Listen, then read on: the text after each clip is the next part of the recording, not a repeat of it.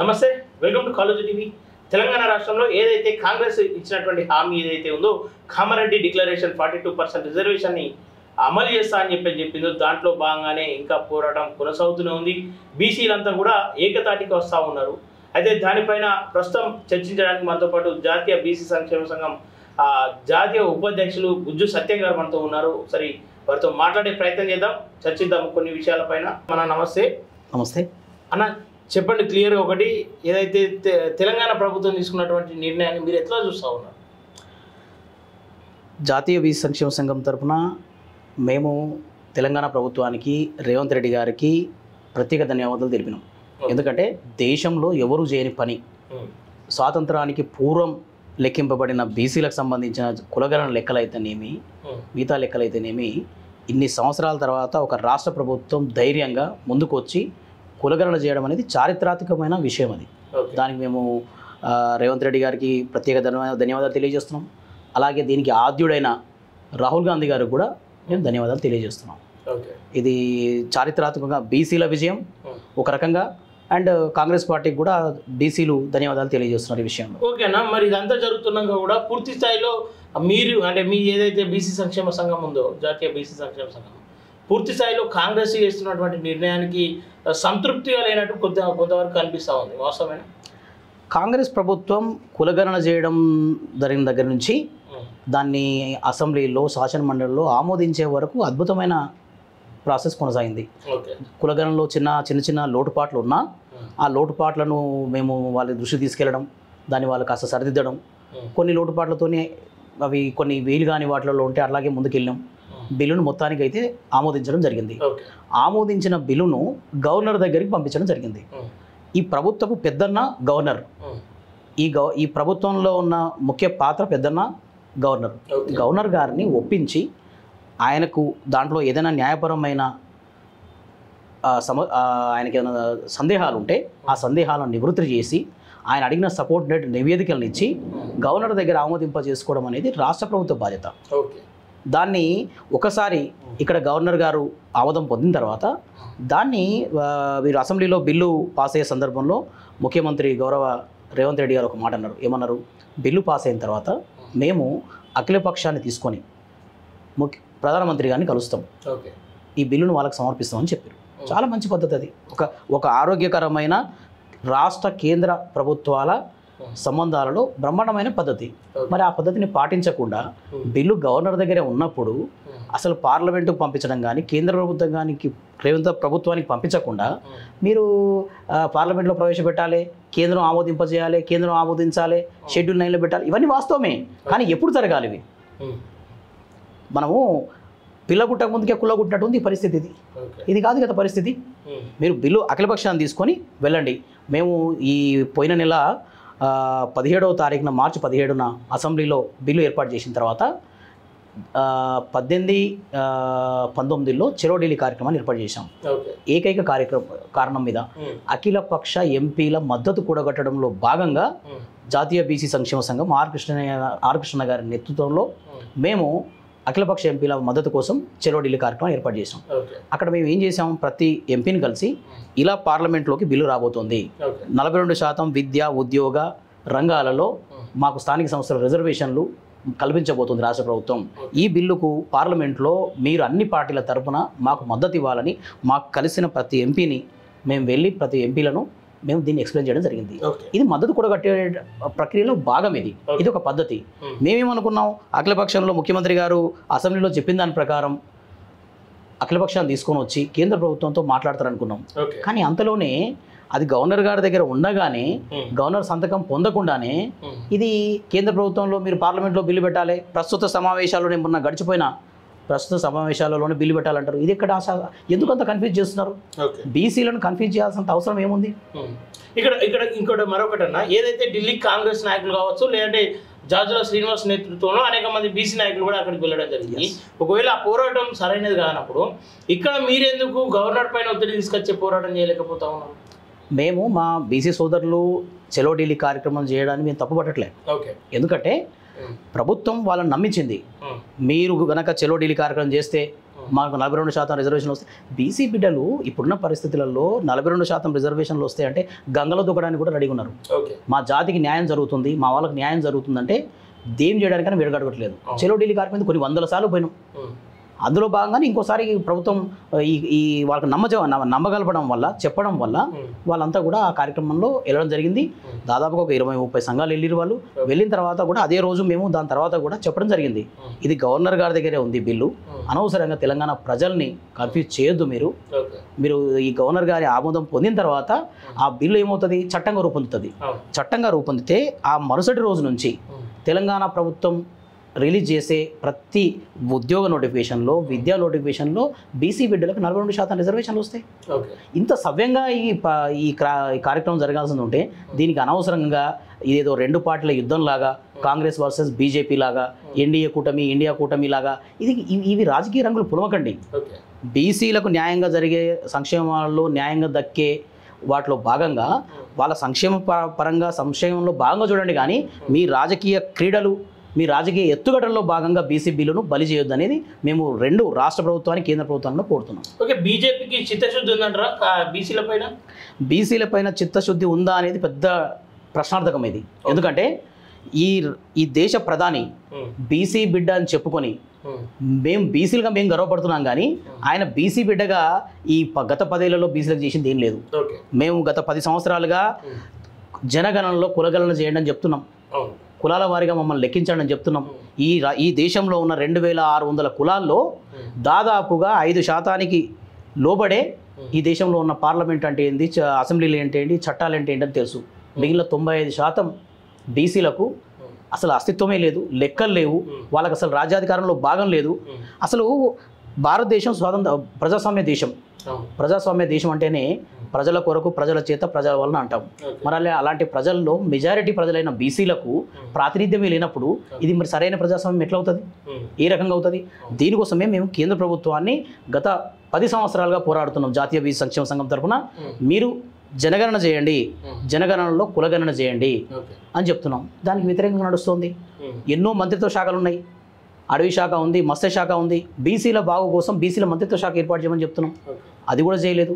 చట్టసభలో రిజర్వేషన్లు చేయమని చెప్తున్నాం, ఇవి చేయలేదు. బీసీలకి ఏ రకంగా కూడా బీజేపీ ఎన్నడూ కూడా గత 10 సంవత్సరాల్లో వాళ్ళకు మేలు చేసింది ఏమీ లేదు.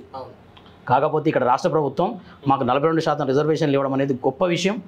దీన్ని కేంద్రం ఎలాంటి అడ్డంకులు కల్పించకుండా షెడ్యూల్ 9లో చేరిస్తే బీసీల బతుకులు బాగుపడతాయి, బీసీలకు రావాల్సిన న్యాయపరమైన 42% రిజర్వేషన్లు వస్తాయన్న ఆశతోటి మేము ఈ పోరాటాన్ని కొనసాగిస్తున్నాం. ఓకే, ఇక్కడ గవర్నర్ ఆమోదించాలన్నా గవర్నర్ ఎంతో కొంత కేంద్ర ప్రభుత్వంతో సన్నిహితంగా ఉంటాడు కాబట్టి కేంద్ర ప్రభుత్వంలో ఉన్న ఏవైతే బడా నేతలు ఉంటారో వాళ్ళు చెప్పకుండా ఆమోదించే అవకాశం ఉందంటారా?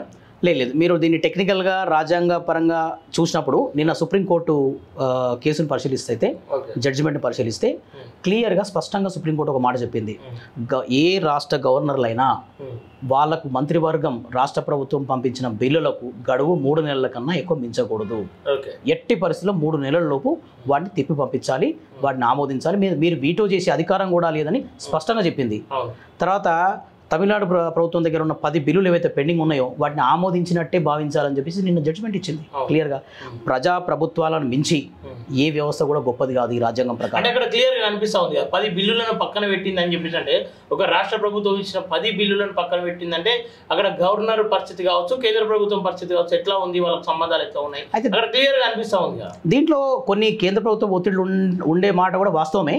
కానీ రాష్ట్ర ప్రభుత్వం బాధ్యత మంచి సంబంధాలు నెరిపి గవర్నర్ గారికి అవసరమైన నివేదికలు అందించి సరి అయిన న్యాయ నిపుణుల ద్వారా ఆయనకు అవసరమైన సందేహాలను నివృత్తి చేసి బిల్లును ఆమోదింపజేసుకునే పరిస్థితి రాష్ట్ర మంత్రివర్గానికి. మీరు చూస్తే బడ్జెట్ సమావేశాలు సందర్భంలో గవర్నర్ గారు మాట్లాడుతూ మా ప్రభుత్వం అంటారు. అవునా, మా ప్రభుత్వం ఇది చేసింది, మా ప్రభుత్వం అది చేసింది అంటాడు. మరి ప్రభుత్వం పెద్దనే కదా గవర్నర్ అంటే. మరి మంత్రివర్గం ఆమోదించిన బిల్లులను వాళ్ళంతా కూడా ఒక పార్ట్. సో ఆ పార్ట్లో ఏదైనా సందేహాలు ఉంటే దాన్ని నివృత్తి చేసి కంప్లీట్ చేసుకొని మనం దాన్ని గవర్నర్ గారి సంతకం పెడితే అది చట్టంగా మారుతుంది. ఆ చట్టం మారితే మరుసటి రోజు నుంచే కదా బీసీలకు కావాల్సిన న్యాయపరమైనవన్నీ కూడా దక్కుతాయి. సో ఈ విషయాన్ని మేము తెలంగాణ బీసీ బిడ్డలకు చెప్తున్నాం. ఇదంతా కూడా రాజకీయ రంగు పొలమకండి, మనం దీంట్లో సవ్యంగా వెళ్ళే మార్గం ఉండగా దొంగతిరుగుడు మార్గాలు ఎందుకు మనకు ఒక రాజ్యాంగం ఇచ్చిన రాచబాట ఉండగా ముళ్ళబాట ఎందుకు మనకు? అనవసరమైన రంగులు చల్లుతూ బీసీలకు అన్యాయం చేయొద్దు, బీసీల నోట్ల మట్టి కొట్టొద్దు, బీసీలకు అన్యాయం చేయకండి. మీ రాజకీయ క్రీడలు ఆడుకోవడానికి, మీ రాజకీయ రంగులు గొలుపుకోవడానికి మీకు ఎలక్షన్లు ఉన్నాయి, రకరకాల క్రీడలు ఉన్నాయి, రకరకాల రంగాలు ఉన్నాయి. అవన్నీ వదిలిపేసి మా బీసీల మీద ఎందుకు పడతారు? మీరు బీసీల మీద పడకండి. మీకు న్యాయంగా ఈ దేశ ప్రధాన ప్రతిపక్షం కాంగ్రెస్ పార్టీ అధినాయకుడు రాహుల్ గాంధీ గారు క్లియర్గా ఉన్నారు. బీసీలకు చట్టబద్ధంగా వాళ్ళకి రావాల్సిన వాటా రావాలి అని చెప్పేసి మీరు చేయండి. ఓకే, ఇప్పుడు ఎట్లా ఉండబోతా ఉంది మీ పోరాటం? ఎట్లా ఉండబోతా ఉంది? గవర్నర్ ఒత్తిడి తీసుకొచ్చే ప్రయత్నాలు ఏమైనా జరుగుతూ ఉన్నాయి? మేము రాష్ట్ర ప్రభుత్వం మీద నిరంతర పోరాటం, ఈ 42% విద్య ఉద్యోగ స్థానిక సంస్థల రిజర్వేషన్లో 42% సాధించేంత వరకు కూడా రాష్ట్ర ప్రభుత్వం మీద, అలాగే కేంద్ర ప్రభుత్వం మీద, రాష్ట్ర ప్రభుత్వం చేయాల్సిన పని రాష్ట్ర ప్రభుత్వం చేయాలి, కేంద్ర ప్రభుత్వం చేయాల్సిన పని కేంద్ర ప్రభుత్వం చేయాలి. రాష్ట్ర ప్రభుత్వంలో ఇక్కడ ఆమోదించిన బిల్లుకు భవిష్యత్తులో మనకు ఎలాంటి న్యాయపరమైన అడ్డంకులు రాకుండా ఉండడానికి ఆ బిల్లును పార్లమెంట్లో పెట్టి పార్లమెంట్లో ఆమోదింప చేసుకొని షెడ్యూల్ 9 ప్రకారం మనం దానికి రాజ్యాంగ పరిరక్షణ పొందితే భవిష్యత్ తరాలకు కూడా ఎలాంటి ఇబ్బందులు రావు. ఓకే, రేపటి రోజు కేంద్రం పైన ఒత్తిడి తీసుకురావడానికి మీరు సిద్ధంగా ఉన్నారా? 100% ఎందుకంటే గత 15-20 సంవత్సరాలుగా కూడా కేంద్ర ప్రభుత్వంలో ఏ ప్రభుత్వం ఉన్నా సరే కేంద్రం నుంచి న్యాయపరంగా బీసీలకు రాబట్టడానికి, బీసీల వాటా కొరకు, బీసీల హక్కుల కొరకు జాతీయ బీసీ సంక్షేమ సంఘం ఎప్పుడు ప్రతి పార్లమెంటు సమావేశాల్లో మేము జంతర్ మంతర్ వేదికగా ప్రతిసారి మేము చెలో ఢిల్లీ కార్యక్రమాలు నిర్వహిస్తున్నాం. అక్కడ మంత్రులను కలుస్తున్నాం, రిప్రజెంటేషన్ చేస్తున్నాం, ప్రజల మంత్రులను కలిసాం ఎన్నోసార్లు. బీసీల బాధలు ఏందో చెప్పినాం, ఏం చేస్తే బీసీలు బాగుపడతారో చేస్తున్నాం. మేము చేయాల్సిన పోరాటం అటు రాష్ట్ర ప్రభుత్వం మీద కానీ ఇటు కేంద్ర ప్రభుత్వం మీద కానీ బీసీల హక్కుల కోసం నిరంతరం పోరాడుతూనే ఉంటాం. కానీ ఆర్ కృష్ణయ్య బీజేపీ విషయానికి వచ్చేసరికి సపోర్టాడు మాట్లాడని చెప్పేసి ఒక వినికిడి వినిపిస్తూ ఉంది. అదే సంఘంలో ఉన్నటువంటి మీకు ఏమని చెప్తా ఉంటాడు? ఎప్పుడు కూడా ఆర్ కృష్ణన్న గారు ఏ పార్టీలో ఉన్నా ఆయన ఎప్పుడు కూడా పార్టీలు ఆయనను పిలిచి బీసీ నాయకుడిగా ఆయనకు ఒక అవకాశాన్ని ఇచ్చినాయి. మా పార్టీలో ఉండి ఈ పదవి ద్వారా మీరు బీసీలకు మరింత సేవ చేయండి, బీసీల హక్కుల కోసం మరింత బలంగా పోరాడండి అని చెప్పి ఆ పదవులు ఇచ్చినాయి. ఏ పార్టీ అయినా మీరు చూస్తే గడిచిన 10 సంవత్సరాల్లో కృష్ణన్న ఏ పార్టీలో ఉన్నా ఆ పార్టీ జెండా ప్రకారం కాకుండా బీసీల ఏకైక అజెండా కొరకు మాత్రమే మాట్లాడాడు. మీరు గమనించవచ్చు క్లియర్గా. ఆయన ఈరోజు బీజేపీ ఎంపీ అయినంత మాత్రాన అక్కడ రాజ్యసభలో బీజేపీ ఎంపీగా ఆయన రిప్రజెంట్ చేస్తున్నాడు. కానీ ఆయన పోరాటం జీవితం అంతా కూడా బీసీల కొరకే. ఏ రోజు కూడా బీసీ అజెండా మీదనే ఉంటారు, పార్టీ అజెండా మీద ఉండరు క్లియర్గా. ఓకే అన్న, నిన్న కల్వకుంట్ల కవిత బీసీల కోసం దీక్ష పెడతా ఉంది, బీసీలకు న్యాయం చేయడానికి ఆమె ముందడుగు వేస్తూ ఉంది, బీసీలకు అండగా నిలబడతా అంటా ఉంది. ఎట్లా చూస్తారు? మేము ఇప్పుడున్న పరిస్థితులలో బీసీ ఉద్యమంలోకి ఎవరొచ్చి జైబీసీ అన్నా మేము ఆహ్వానం పలుకుతాం. ఒక మాట, ఎందుకంటే మా వాదం పెరుగుతుంది, మా బలం పెరుగుతుంది. కానీ జైబీసీ అన్న నినాదం వెనక ఎలాంటి కుట్రలు ఉన్నా తిప్పికొడతాం. అది ఎవరైనా కానీ మా ఉద్యమాన్ని నీరుగార్చే విధానంలో కానీ మా ఉద్యమంలో ఇంకేదన్నా అలజడి సృష్టించే పరిస్థితులు ఉన్నా మేము ఎవరిని ఉపేక్షించాం. అదే విధంగా ఎవరు వచ్చినా జైబీసీ అంటే జైబీసీ ఉద్యమంలో మొన్న బీసీ సంఘాల ఢిల్లీలో జరిగిన కార్యక్రమానికి మన గౌరవ ముఖ్యమంత్రి గారు వచ్చారు, రేవంత్ రెడ్డి గారు. మేము ఆహ్వానిస్తాం, వై నాట్? మా బీసీ ఉద్యమానికి ఒక రాష్ట్ర ముఖ్యమంత్రి వచ్చి మద్దతు తెలిపి మాకు తోడుగా ఉంటే అది పెద్ద బలం. అది అలాగే ప్రతిపక్షాలని, ఈ రాష్ట్రంలో ఉన్న ప్రతిపక్షాల నాయకుల్ని, ఎవరు వచ్చినా నాయకుల్ని, ఎవరు వచ్చి మాకు జైబీసీ అన్నా ఇక్కడ బీసీలకు బీఆర్ఎస్ న్యాయం చేస్తారని చెప్పేసి భావిస్తూ ఉన్నారా? గతంలో చూసుకున్నట్లయితే బీసీ రిజర్వేషన్ను తగ్గించి మరీ బీసీలకు అన్యాయం చేసింది క్లియర్గా అనిపిస్తూ ఉంది. ఇలా అదే కల్వకుంట్లకు అయితే వచ్చి పులే విగ్రహాన్ని అసెంబ్లీ సాక్షిగా అసెంబ్లీ ముంగట పెట్టాలని చెప్పేసి నా పోరాటం ఆగదు, బీసీల పక్షాన నేను నిలబడతా అని చెప్పేసి కొన్ని మాటలు చెప్తా ఉంది, కొన్ని వ్యాఖ్యలు చేస్తూ ఉంది. అంటే నమ్మే ప్రసక్తి ఉందా? మీరు బీసీలు అన్ని విషయాలు గమనిస్తూనే ఉంటారు. ఓకే, అంత అమాయకులు ఏం కాదు. ఎవరు ఏం చేస్తున్నారు, ఏం జరుగుతున్న విషయాన్ని స్పష్టంగా గమనిస్తూనే ఉంటారు.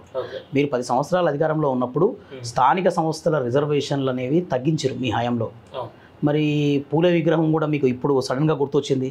మీకు ఒకవేళ పూలే విగ్రహం పెట్టాలనుకుంటే ఆ రోజు కూడా మీరు అడగొచ్చు. మీ తండ్రి గారే ముఖ్యమంత్రి, 125 అడుగుల అంబేద్కర్ విగ్రహాన్ని పెట్టారు అక్కడ. 25 మీరు అడిగితే 25 అడుగుల పూలే విగ్రహాన్ని పెట్టకపోయే వాళ్ళ? ఎందుకు అడగలేదు? సో సరే ఇప్పటికైనా సరే మేము ఏమంటున్నామంటే మీరు బీసీల పక్షాన బీసీల హక్కుల కోసం పోరాడతామంటే ఎవరినైనా మేము ఆహ్వానిస్తాం.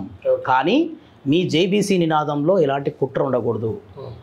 మీరు స్వచ్ఛంగా మా పక్షాన పోరాడతామంటే ఆల్వేస్ మీరేంటి ఎవరినైనా ఏ రాజకీయ పార్టీనైనా ఏ రాజకీయ నాయకులనైనా మేము ఆహ్వానిస్తాం. ఓకే, మీ మాటల్లో ఒక మాట ఏదైతే మొన్న జరిగినటువంటి ఢిల్లీలో బీసీల మీటింగ్ ఏదైతే జరిగిందో సభ ఏదైతే జరిగిందో అదొక తుపేలు పోరాటం అది అని చెప్పేసి ఒక వ్యాఖ్యలు వేస్తూ ఉంది. దాన్ని ఎట్లా వస్తారు? బీసీల పోరాటాన్ని ఎవ్వరు తక్కువ చేసి చూసినా మేము సహించాం. ఓకే, మా సహోదరులు మా సోదరులు మా దాదాపు ఒక 20-30 సంఘాలు వెళ్ళి ఢిల్లీలో చలో ఢిల్లీ కార్యక్రమాన్ని ఏర్పాటు చేశారు, పాల్గొన్నారు. అక్కడ వెళ్ళి మాట్లాడింది చేసింది ఏమైనా రాజకీయ అజెండానా? బీసీ అజెండానే కదా. బీసీల హక్కుల కోసం బీసీల డిమాండ్ల కోసమే కదా పోరాడింది. అలాంటి పోరాటాన్ని ఎవ్వరు తక్కువ చేసి చూడాల్సిన అవసరం లేదు. ఇది తప్పు వాక్యాలు. తను వెంటనే ఇలాంటి వాక్యాన్ని ఉపసంహరించుకోవాలి. బీసీ ఉద్యమాన్ని ఎవరు చేసినా మోసపూరితం కానీ కుట్రపూరితం కానీ బీసీ ఉద్యమాలను ఎవరు చేసినా ఎవరు తక్కువ చేసి చూసినా మేము ఊరుకునేది లేదు. ఓకేనా, ఫైనల్గా ఏం చెప్పదలుచుకోరు ప్రభుత్వాలకు కానీ బీసీ నాయకులకు కానీ బీసీ ప్రజలకు కానీ ఏం చెప్పదలుచుకోరు? బీసీ సమాజం ఇప్పుడు చాలా అంటే దాని ఒక కైండ్ ఆఫ్ కన్ఫ్యూజన్లో స్టేటస్లో ఉంది బీసీలంతా కూడా. ఇది రాష్ట్ర ప్రభుత్వం తప్ప కేంద్ర ప్రభుత్వం తప్ప ఎవరి పరిధిలో ఉంది ఏంటి? సాధారణ జనాలకు టెక్నికల్ అంశాలు తెలియకపోవచ్చు అందరికీ. కానీ స్పష్టం చేసి ఏం చేస్తే మనం ముందుకెళ్తామన్న ప్రధాన లక్ష్యంతోనే ముందుకెళ్ళాలి. దీనికి రాజకీయ రంగులు అద్దొద్దు అనేది మా డిమాండ్. మేము ఏం చెప్తున్నామంటే మీకు ఇండియా కూటమి వర్సెస్ ఎన్డీఏ కూటమికి ఇంకా వేరే ఏమైనా లెక్కలు ఉంటే బయట తెలుసుకోండి. మా బీసీల లెక్కల్లోకి రాకండి, మా బీసీల బిల్లు జోలికి రాకండి, బీసీలతోటి రాజకీయ క్రీడలు ఆడకండి. రాష్ట్ర ప్రభుత్వం చేయాల్సింది రాష్ట్ర ప్రభుత్వం చేయాలి, కేంద్ర ప్రభుత్వం చేయాల్సింది కేంద్ర ప్రభుత్వం చేయాలి. ఎవ్వరు చేయకపోయినా ఏ ప్రభుత్వం చేయకపోయినా ఆ ప్రభుత్వాల మీద మేము మా ఉద్యమాన్ని తీవ్రతరంగా ఉద్యమిస్తాం, ఉద్యమాన్ని తీవ్రతరం చేస్తామని చెప్పి తెలియజేస్తాం. ఓకే అన్న, థ్యాంక్ యూ సో మచ్ అన్న. ఓకే, చూస్తురా ఏదైతే బీసీల పోరాటానికి రాజకీయ రంగు కుదిమి బీసీల పోరాటాన్ని పక్కదారి పట్టించదని ఏదైతే 42% రిజర్వేషన్ ఏదైతే ఉందో దాన్ని సాధించుకునేంత వరకు కూడా మా పోరాటం ఆగదు, బీసీలమంతా కూడా ఏకతాటికి రాబోతా ఉన్నామని చెప్పేసి క్లియర్గా చెప్తున్నటువంటి సందర్భాలు చూస్తున్నానండి కాలేజీ టీవీ. Thank you.